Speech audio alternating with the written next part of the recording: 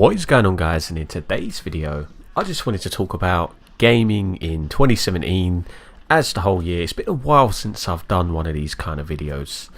What a year it has been for consoles in 2017, for gaming in general, but most notably the PS4 and Nintendo. It has been a phenomenal year.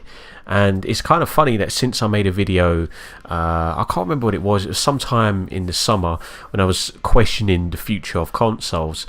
Ever since I've said that, it just, the console games have just stepped up massively. Now I still stand by my statements that I don't really know where the future lies with consoles, but I do think that it was a bit premature. Now I think about it, I think that I don't really know what's going to happen next for consoles. How is the next gen going to go? What's going to happen? How's it going to rival PC? But one thing that you can say about consoles, and this is what I've said for quite a long time this year anyway, with the PS4 and Nintendo as well, is that forget all this politics, forget all of this power versus PC and all these things I spoke about in my what's next for consoles video. Ultimately it comes down to games, and the PS4 this year has delivered on games. It really has. It has been such a great place for games, and the same for the Switch. And the Switch is actually a massive game changer. The fact that it is a portable gaming device, but at the same time it's a home console, and you're getting now AAA experiences portably. It's not just like, with the Vita or the DS, it's like, spin-offs of games, or like some sort of gimmicky port, or like it's never like a full-fledged AAA title that you would find on a normal console or PC or whatever. And now the Switch can provide that.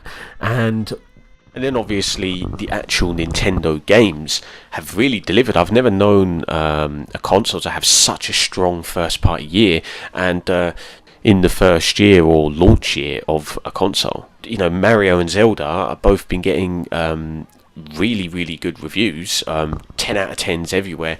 And I've just got a Switch, and I can tell you that Zelda Breath of the Wild and Mario Odyssey are extremely impressive. I'm so impressed, especially with Mario Odyssey at the moment. It's probably one of the best platformers I've played since like Spyro, since them days. I absolutely love it.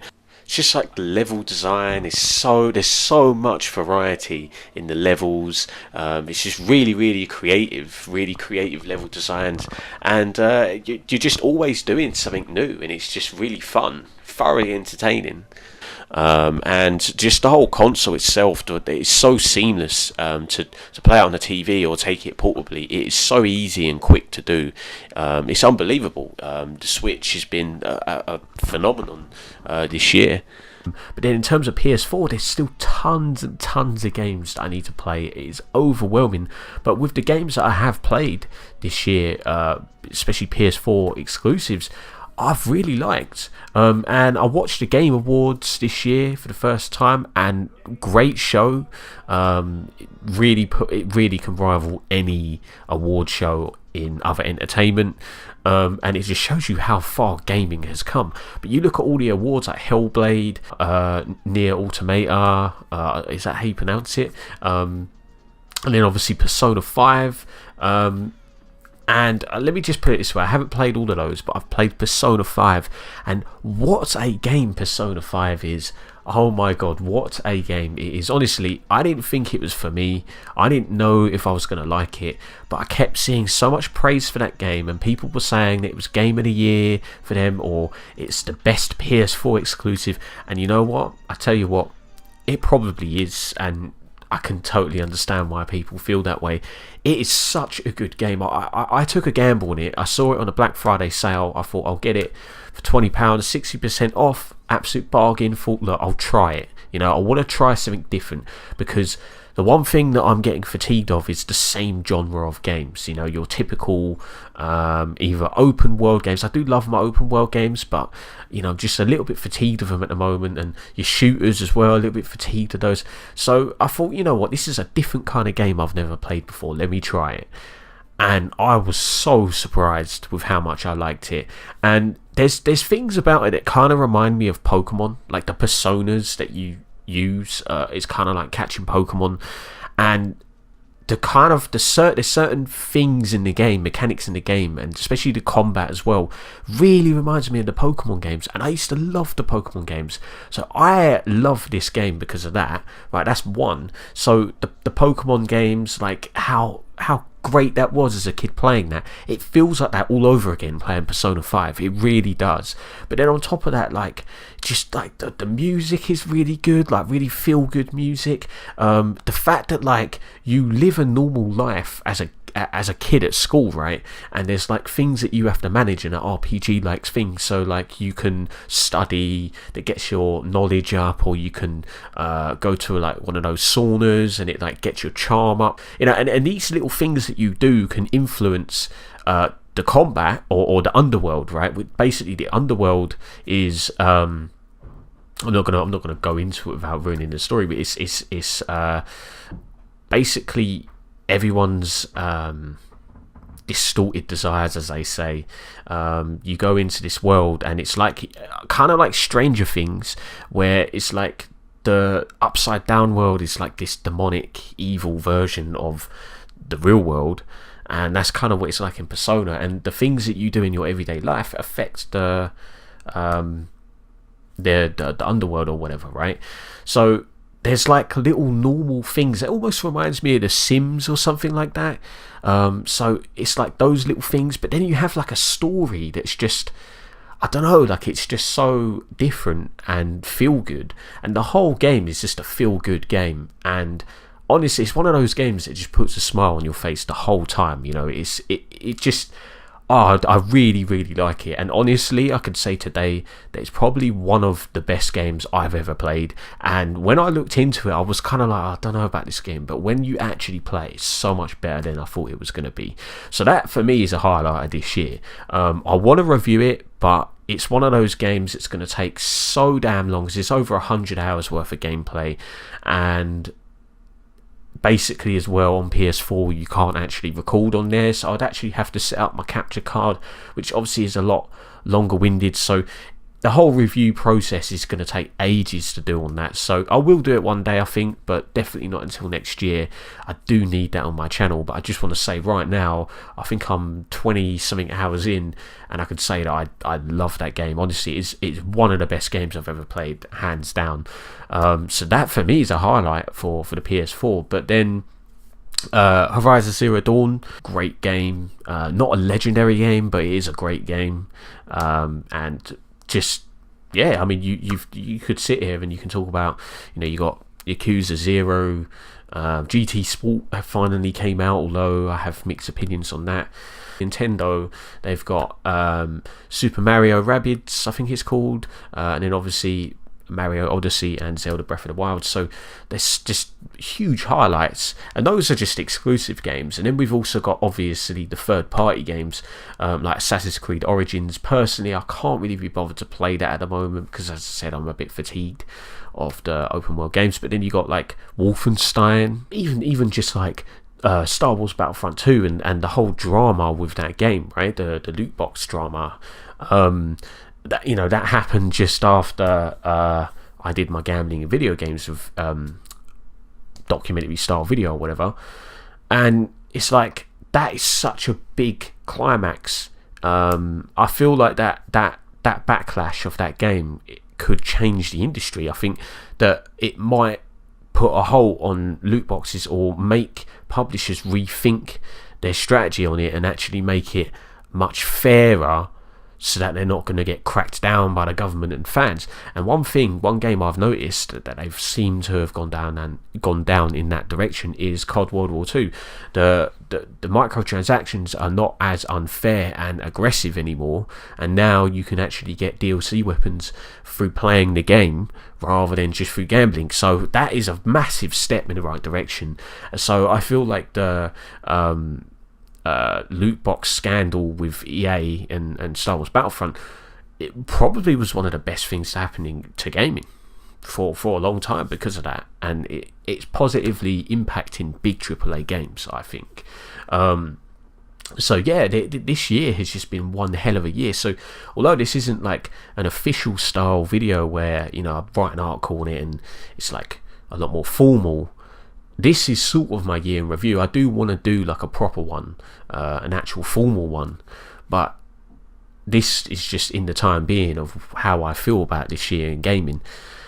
And honestly, I'd say 2017 is probably one of the best years in gaming ever. Honestly, like, I can't remember the last time I sat here just being overwhelmed by how many great games there are. Like, last year was pretty good, but this year it's unbelievable. I mean, another game I forgot to mention, Resident Evil 7. I wanted to review that as well, but I just never got round to it and stopped playing. Well, I completed it, but like I moved on to other games and whatever. But like, that game is such a great game as well. Like, that is the best, probably one of the best Resident Evils of all time. Like, it's definitely the best Resident Evil since Resident Evil 4, and it's just underlooked because of all the other great games that have come out. That game came out, I believe, in January, and it was just overshadowed so quickly by other games, especially the PlayStation games that were coming out. So it's like even some great games that came out this year are kind of just forgotten about because there's just been so many great games. So yeah, Resident Evil 7 is probably, I'd say, the best horror game of this generation. Easily the best horror game this generation, but probably the past 2 generations. Honestly, it's a great game. And also as well, Cuphead. You know, how can I forget about that? And that's an indie game, and what a game that is. Really nice to see something like that. And do you know what as well? Another thing is, this is the year for platformers. Man, like, this is the year that platformers came back. You know, I was actually saying, I think it was last year, like, how I miss platformers, and, you know, like, there just hasn't been, like, they're kind of forgotten about by the industry. And this year, oh man, like, you had Crash Remastered. That was, I loved that. You know, it wasn't perfect or whatever, but it was everything you'd want in a remaster. Activision spoke about how it exceeded their expectations, and they now know that remasters is a good business model for them, right? So that 100% means that they're remastering Spyro, because they own Spyro now too. So 100% that is going to be next on their list. So that's exciting times, because I used to love Spyro and Crash. And then obviously Jak and Daxter got ported to the PS4. That was great. But then obviously Cuphead, what a great platformer shooter that is. You know, it's an indie game. What a great, great push for the indie scene. Sonic Mania, what a game that is. That is literally like a sequel to the old school Mega Drive Sonics. It's like a sequel to Sonic CD. But that is, honestly, I can't believe like how good that game is, and it was made by fans. It's just a shame it come out now and not, 20 years ago or whatever. But yeah, another great platformer this year. And then obviously Super Mario Odyssey, another great platformer. So it's like we've really seen a great year for platformers too. But then it leads me on to my point as well, that in terms of Sony, I think that if you look at the PS4, I think the PS4 had a really slow start. I think this generation had a really slow start. I think the start of this generation was probably the most disappointing starts to any generation that I remember of. I honestly, there just wasn't really. I think Infamous Second Son for me was a great game that really stood out for me. But other than that, there wasn't really any games that, not that I remember anyway. I think 2014 as well. I think that was, correct me if I'm wrong, but I think that's the second. That was the second year. But it was like the first major year for this generation of consoles, right? And it was such a disappointing year. That was, honestly, 2014 was one of the most disappointing years I remember, honestly, probably of all time. It was such a letdown. There were so many games for me that were huge letdowns. If we just talk about a couple, definitely for me, Destiny. I'm not going to get into a debate about that, but Destiny was such a letdown for me. I really thought that game was going to be amazing. The concept of it, like our solar system and the creators of Halo, so Bungie, I thought it was going to be epic, and it was just, for me, it was a massive letdown. But then you had The Crew as well. That was such a letdown. That game had so much promise, and that was a letdown. And yeah, it just, considering where you look, where like there was no exclusives really for PS4 either, and there were so many delays and things like that. And when you look at where it's come from there to now, it's actually phenomenal how well Sony have done. And I think this is probably the best year for Sony since the PS2 glory days. Honestly, it has been a phenomenal year for PS4 and Sony. And you look at next year, and you've got Insomniac Spider-Man. That's going to be awesome. I can't wait for that. Obviously, you got God of War, not really my personal cup of tea, but obviously that's a big game coming out. And then Detroit as well. Like, that game looks like, I don't know, it's hard to tell at this point, but it looks intriguing, let's put it that way. But then yeah, we've got other games like Far Cry 5, The Crew 2, fingers crossed it's actually going to be good. A Way Out maybe might be kind of cool. Dragon Ball FighterZ, for me, that's going to be pretty cool. I'm looking forward to that. And then Red Dead Redemption 2 as well, like that. I don't know when it's coming out, but apparently it's coming out 2018, so 2018 is shaping up to be a really, really good year as well. And right now, when you look at the sales as well of the Switch, it's breaking records, and PS4 as well, selling extremely well. I think it's surpassed 70 million units. The future for consoles right now actually looking really, really good. And when they keep pumping out some good games like they are, at the moment, the consoles are definitely here to stay, and it almost makes me look like a fucking idiot for making a video questioning what's next for consoles. But I still think in 10 years, I don't know what's going to happen to consoles. It's a hard one to really predict. But like, especially with Xbox, their questionable moves, let's say, they're making, with their exclusives coming to PC and things like that. But yeah, in terms of PS4 and Nintendo, like, the Switch has massively proven me wrong. But obviously the thing with Xbox that is pretty interesting though is that obviously their main objective this year was not really the games, it was more the hardware, and it was the Xbox One X, and obviously that launched. And I still stick by what I said before. I think the machine has phenomenal potential, and I think it is a very interesting and clever direction, in the fact that they wanted to make her kind of like a next-gen machine without actually having to commit to another generation, which is, I think, is a game changer, as I've said before. But they're not showing it. In my opinion, they're not showing it at the moment. It might take time, but at the moment, I don't really see much benefit of owning a One X, in my opinion. Yes, there are some updated visuals and things like that, but I feel like there needs to be some sort of killer app, some sort of killer game that really, really is like night and day difference, where it's like, you need a One X for this. And maybe as well in the future, maybe some people will disagree with this, but even imagine if they had exclusive Xbox One X games, like you couldn't get it on the base Xbox One. But yeah, I mean, it is coming along the way I kind of predicted though, like 4 or 5 years ago, when I said we'd get incremental upgrades with consoles, in the fact that games on the One X will just basically be like higher settings on PC kind of thing, whereas the base Xbox One version will just be like low or medium settings of graphics.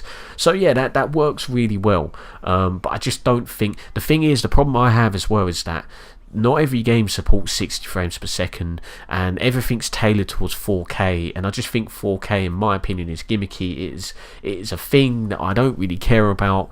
I'm happy with 1080p. I want smoother frame rates. I'd rather that. And for example, Final Fantasy 15 supports the One X brilliantly, because it gives you the option to have 4K, better textures, or just better frame rate. So you can prioritize basically the performance or the visuals, and there's like a good customization available there. So that's what every game on the One X needs, right? Is that customizability to utilize the potential of the Xbox One. But the thing is that not every game is doing that. So that becomes a bit of a problem in my opinion. So Microsoft needs to address that, I think, with the One X. So it does have potential, but I think this year, in my opinion, right, and again, it's an opinion.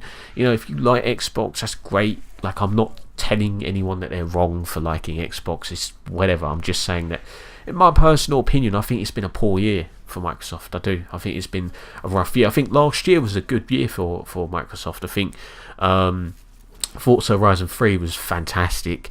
I thought Gears 4, it was nice that they finally got a Gears game on the next gen console, current gen consoles, whatever. So I thought it was a very solid year last year for Microsoft, but this year I just think it's been pretty poor, and I think the One X is not really showing its value at the moment. I think it has potential, as I said, but I just not a fan of it at the moment. And if I'm going to review Microsoft, I don't think they've had the best of years, but I think Nintendo and Sony have had a phenomenal year, and I just think in general it's been a phenomenal year for games. I think at least for the next 2 or 3 years the future's looking extremely bright for consoles, and really exciting, actually, really exciting times. And for me, my personal opinion, this is not facts, this is an opinion here.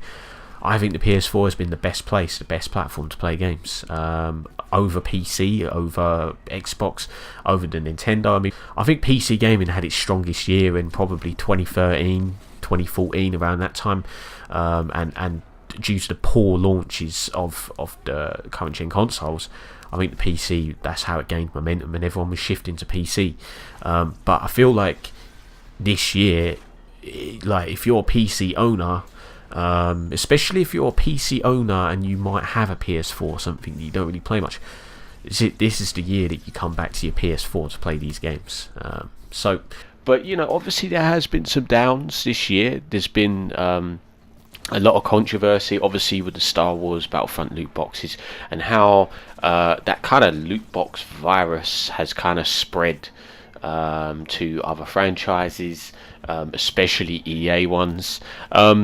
And also, as well, you know, Activision, I think COD World War 2 had a lot of controversy with the launch and the lack of content. Destiny, I mean, to be honest with you, I'm not going to go too much into Destiny or whatever, but I think Bungie are a shell of a studio of what they once were. I honestly, Bungie have been corrupted, in my opinion. And obviously, if you're a big Bungie fan, that's a huge disappointment. And you know, even you could argue what's going to happen with Red Dead Redemption 2 next year, because we've seen how milked GTA Online is now. It's kind of worrying. But these sort of things are just on the big front, you know, the big mainstream games. Yes, from that front, it's bullshit, and it's been very negative. But when you just look at everything else, and you look at video games from an art form, it's just been phenomenal. It really has. There's just been an unbelievable amount of games. You know, from the single player front, you know, if you're a single player gamer, you know, if you're a single player guy, you don't care about the multiplayer, you just want story driven games, we've had so many this year. It's unbelievable, you know. We've had Zelda Breath of the Wild, Mario Odyssey, Persona 5, Hellblade, Nier Automata, Resident Evil 7. What else have we had? We've had so many games, and we've had so many great single player games. Horizon Zero Dawn, Yakuza 0. I could sit here for so long. I'm sure there's so many games that I don't even know of, or that I haven't even played. It's just too hard to comprehend all these games. Obviously, Wolfenstein, Assassin's Creed Origins. It just depends on your taste as a gamer. But I feel like with the amount of single player games there are this year, I feel like there is something for everyone. There really is. I think there has been something for everyone. Provided, depends on what platform you're on, of course. I think for Xbox, probably not. But I think in terms of PlayStation and Nintendo, but definitely PlayStation, there has been something for everyone in the single player department. I think that I'm sure you can find one single player game this year that you would love, if you give it a chance, because there might be franchises you've never tried. I tried Persona 5, and it was such a surprise for me. And yeah, so you've got that, but then multiplayer wise, you look at PUBG. Personally, PUBG's not really my cup of tea, but like we've seen the rise of many multiplayer games this year as well, with Fortnite and PUBG. The whole battle royale genre has blown up. And then obviously Overwatch is still, obviously that's last year, but they're still adding loads and loads of content all the time. You've had the Battlefield 1 DLC expansions, you've had the 3 this year, and they've all been really, really good as well. I've recently got the premium for £12, and I've been playing through all the maps, and they've been excellent. There's so many multiplayer games that have done well this year. I mean, PUBG broke records. There's plenty of multiplayer games to enjoy this year too. But really, like, there's been everything this year. There really has. There's been platformers. There's been RPGs. There's been open world games, action games. There's been racing games this year. Like quite a lot of racing games this year. There's been every genre. First person shooters. Obviously, every year there's one and a few or whatever. And there is. You look at every genre of game, and there has been. It has delivered, in my opinion, I think it has. Don't get me wrong, there has been some garbage games this year, like any year, it's not perfect, but because there's just been so many great games this year, what's the point in focusing on them? It's like, yes, I think, this is again my opinion, but Mass Effect Andromeda, Destiny, Star Wars Battlefront, even COD World War 2 to some extent. I really liked Tekken 7, but again, I think that was a disappointment in many ways for me as well. I think the sports games have been a little bit disappointing, like FIFA and PES for me have been a little bit disappointing. So yeah, there has been quite a few games that I've played this year that have been a bit of a letdown. But there's also been just so many games that I've played or seen or whatever that have been brilliant. I think GT Sport as well is another game that I think is quite disappointing. But because basically with GT Sport, right, it's an unfinished game. In my opinion, I think it's an unfinished game, and we've basically paid for beta. Because yes, they are updating it for free, which is great, but it's like, why sell us a game that's like got nothing in it? It's like they've sold us a game that's not finished. So that's disappointing. But as I said earlier in the video and many times, there's been too many good games. There's been so many great games that, like, what's the point in focusing on the negative when there's been some great games? Yes, if you're interested in that franchise and it didn't deliver, I get it, it's disappointing. But for me, what I did this year was I was very open-minded, and I decided I wanted to try new franchises, and I wanted to try new things, and I wasn't disappointed at all. And I think that when I opened my mind up to new games, I was definitely realised how amazing this year has been. But even the franchises that I was anticipating, there was a lot of them that did actually deliver. So for me, I think that gaming this year has been one of the best, and I'm probably going to be gaming in 2019. I'm still going to be playing games from 2017 because it's just been absolutely crazy in a good way. And the best thing about this year as well is the fact that I feel like this has been the most unexpected great years in gaming ever, really, as far as I can remember. Like 2018 is very anticipated. There's a lot of games that people are expecting to be good, but I feel like this year no one saw any of this coming. Like the Switch, people weren't sure. Nintendo really delivered with Mario and Zelda, and just the Switch as a whole, as a platform, and that's really been a huge surprise of this year, I think. But then for me anyway, like Persona 5 and Yakuza were big surprises to me. Definitely I tried something new and I really didn't expect these games to be great. And to be honest, when you look at all the best games this year, I think all of the best games this year have been games that I weren't expecting to either like or weren't expecting to be great. I feel like this whole year as a whole has just been a completely unexpected great year. But that's my personal opinion anyway on this year. I think it's a great time to be a gamer, and I think the future is looking extremely bright. This was just basically my thoughts on the whole year, but I am actually going to work on a proper top 5 games of the year, but I'm nowhere near ready to do it because I've just got a Switch and I'm really enjoying Mario and Zelda, but like there's still games on my PS4 I'm trying to get through. There's still Cuphead that I'm trying to play as well. There's too many. I've got so many games at the moment that I haven't even come close to finishing, so it wouldn't be fair to do so. Probably realistically at this rate, I'm not going to be able to do it till February earliest, but yeah, this was just basically like a recap on the year, a casual kind of discussion with what I think's been the best of this year and how this year's been. But I hope you enjoyed, and if you did, please give it a thumbs up, and I will see you in my next video.